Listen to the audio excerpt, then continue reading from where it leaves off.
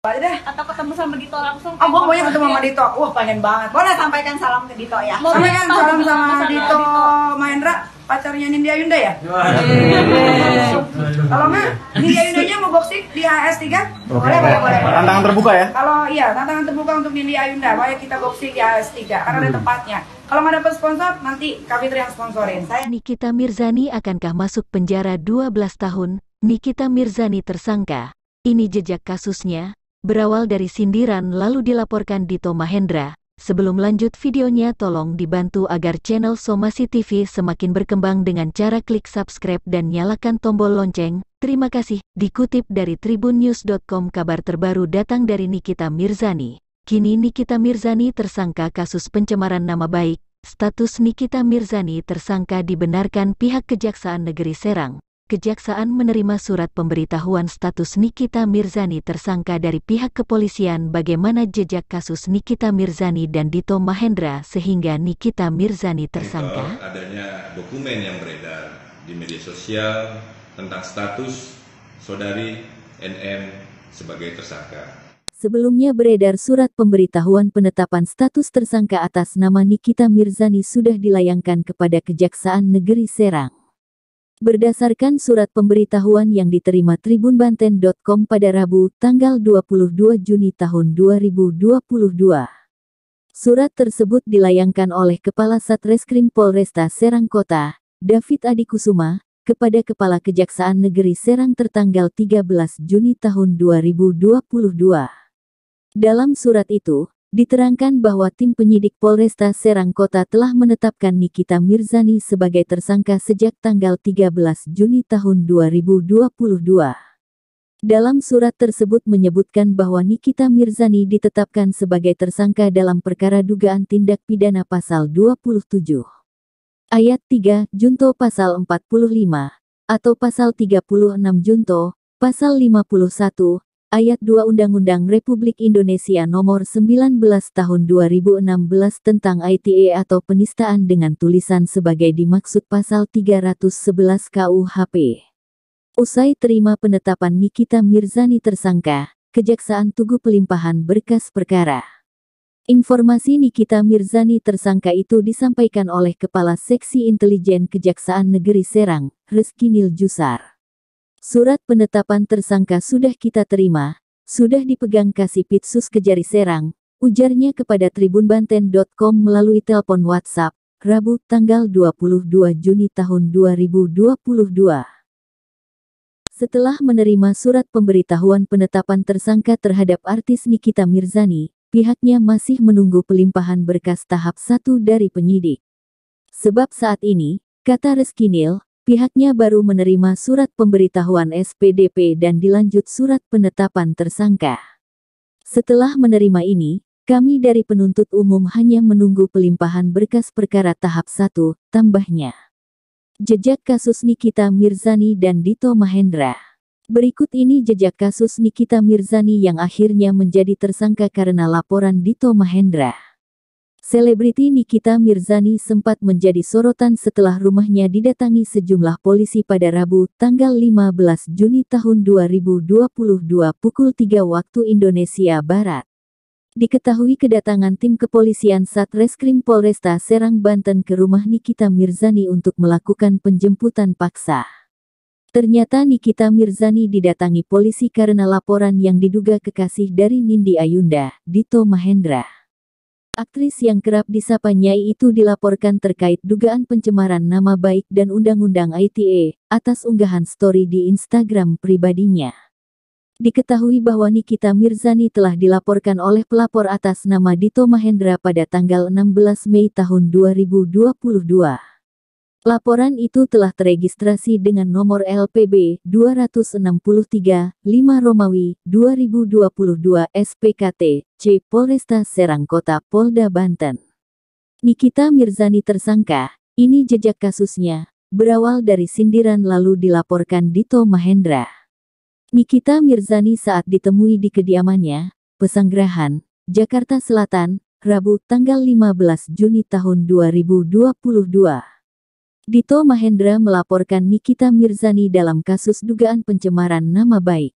Penetapan tersangka itu merujuk pada beberapa poin di antaranya Surat Perintah Penyidikan, nomor SP/Sidik 86 Romawi, Res. 2, 5/2022, Reskrim tanggal 4 Juni tahun 2022 dan Surat Pemberitahuan dimulainya penyidikan dengan nomor A3/86 Romawi, Res. 2, 5/2022, Reskrim tanggal 4 Juni tahun 2022.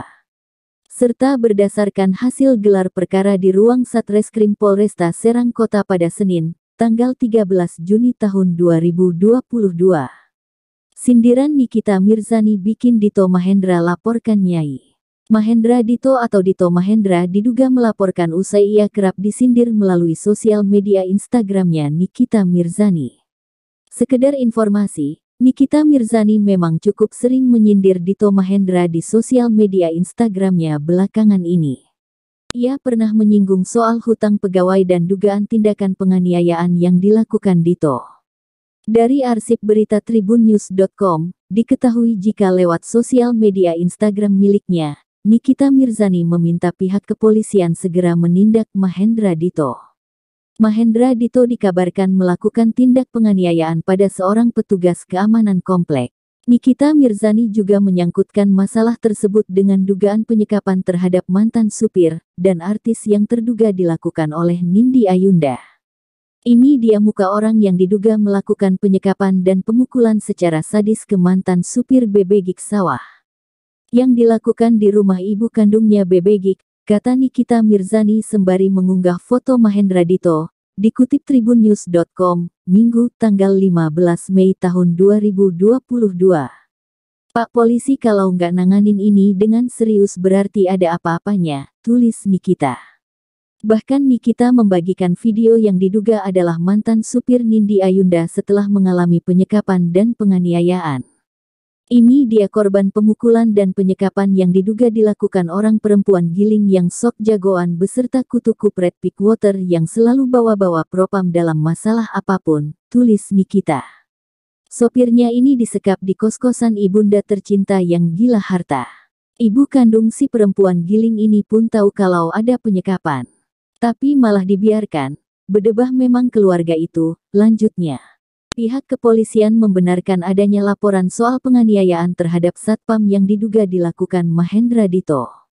Awal kisruh dengan Dito Mahendra versi Nikita Mirzani. Nikita Mirzani membongkar awal mula berurusan dengan Dito Mahendra hingga kini berujung dilaporkan. Saat itu ia menjadi bintang tamu di podcast TS Media. Nikita Mirzani menyebut kisruh bermula sejak setahun lalu. Ketika itu, ia tengah mengunjungi kantor polisi di wilayah Jakarta Barat untuk menjenguk rekannya. Namun, menurut Nikita Mirzani, Nindi Ayunda mengira kedatangannya ke kantor polisi untuk mengunjungi mantan suaminya, Askara Prasadi Harsono. Dulu setahun yang lalu aku pernah membesuk seseorang di kantor polisi Jakarta Barat, sebetulnya kan bukan jemput dia Askara Prasadi tapi waktu itu ada Mami Ipel karena dia ketangkep kasus narkoba. Mungkin dia pikir katanya aku pacaran sama Aska di penjara, ujar Nikita Mirzani, dikutip dari YouTube TS Media, Senin, tanggal 20 Juni tahun 2022. Dikatakan Nikita Mirzani, Nindi kesal dengan sikapnya yang dikira mengunjungi Askara. Aku nggak tahu kenapa Nindi ini jadi marah, harusnya nggak boleh marah, kan sudah bercerai. Kalaupun aku ngebesuk memang kenapa, lanjutnya. Nikita merasa dikerjain. Ketika berulang tahun, Nikita merasa ada yang berniat mengerjai dirinya. Diceritakan Nikita, ia mendapatkan kiriman karangan bunga papan dengan nama pengirim Askara. Tiba-tiba dari situ mulailah terjadi, ngerjain. Kayak aku lagi ulang tahun dikirimin papan karangan bunga pakai kata-kata cinta tapi yang ngirim Askara Prasadi Harsono, seolah-olah, jelas Nikita. Merasa ada yang aneh, ia pun mencoba mengonfirmasi kiriman bunga itu kepada adik Askara.